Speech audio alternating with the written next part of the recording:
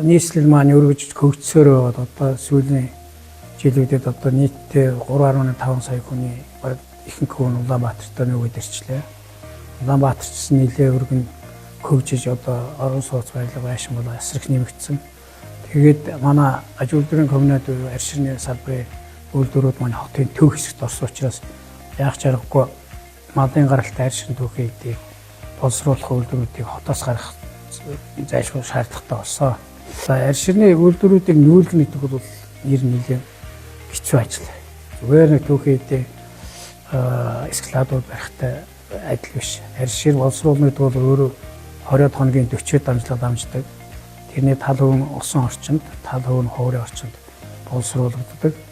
Тэгээд аршиг боловсруулахад цахилгаан, дулаан, ус, химийн материалууд хэрэглэгддэг. Тэгэхээр одоо аршины үйлдвэрийн салбарын үйлдвэрүүдийн нүүлгэнүүд бол мэдээж одоо инженерийн төрлүүрийн дэд бүтцүүдийг барьж байгуулах зайлшгүй шаардлагатай байдаг.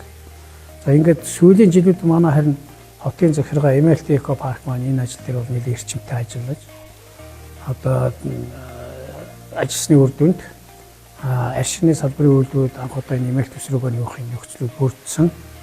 За ингээд нийтдээ нэг одоогийн байдлаар манай аршины салбарын хотод байгаа 24-5 үйлдвэр байна. Уг нь бол 30 үйлдвэр байж байгаад нэр бас нэлээд цөөрөл байгаа. За энэ 24 үйлдвэрийг энэ MLT Park дээр одоо бүсдэр яаж одоо нүүлгэх вэ гэдэг тал дээр бид нар олон удаагийн уулзалтууд хийгдсэн. Олон удаагийн одоо төлөвлөгөөнүүд гарсан.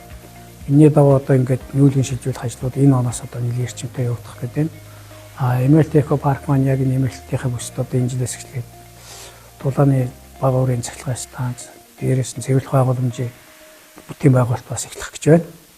За энэтэй зэрэгцээд манай томоохон үйлдвэрүүд, аж ахуйн нэгжүүд бас үйлдвэрийнхээ сууруудыг тавихаар одоогийн байдлаар нэг 8 үйлдвэр бол MLT Eco Park-тайгаа гэрээ байгуулсан одоо яг тодорхой газруудаар хуваарлуулаад авсан. За цаана нас нэг 9 аж ахуйн нэгж яг гэрээ хийгдэх төвшөндөө орж ирсэн бэлтгэл хангаж явж байна. Энд бид нар яг төлөвлөгөөний дагуу нөгөөд ирэх юм бол жилдээ нэг 8 сая орчим арс гүн боловсруулна. За энэгээрээ бүтээгдэхүүн хий. За ингээд үцхээр одоо бидний өнөөгийн нөхцөл зүгээр нийт арсныхаа нэг 70% хагас боловсруулаад 30%-аар нь гүн боловсруулах бүтээгдэхүүн хийгээ явахад нэг 140-50 тэр орчим төгрөгийн борлуулалт хийдэг болвол хэрвээ 8 сая арсаа бид нар бүгдийн гүн боловсруулаад тэргээрээ бүтээгдэхүүн хийгээ явуулчихвал бараг нэг их 80 хүрэх хэмжээний тийм бүтээгдэхүүн хөлбөлөх боломжтой болоод ирж байгаа. Тэрийгээр төрлөлийн гутал, хувцас, цүнх, биелийгээд ер нь арсаар бол хийх бүтээгдэхүүний нэр төрөл олон байна л да. Сүүлийн үед одоо меблийн арс, одоо машины тавилгын одоо өрөөлний ч гэдэм үү. Ер нь арсан бүтээгдэхүүний нэр төрөл улам л одоо нэмэгдээл улам тансаг тал руугаа ороод үнэн хэрэглэх шаардлага нь бол өндөрсөөл явж байгаа.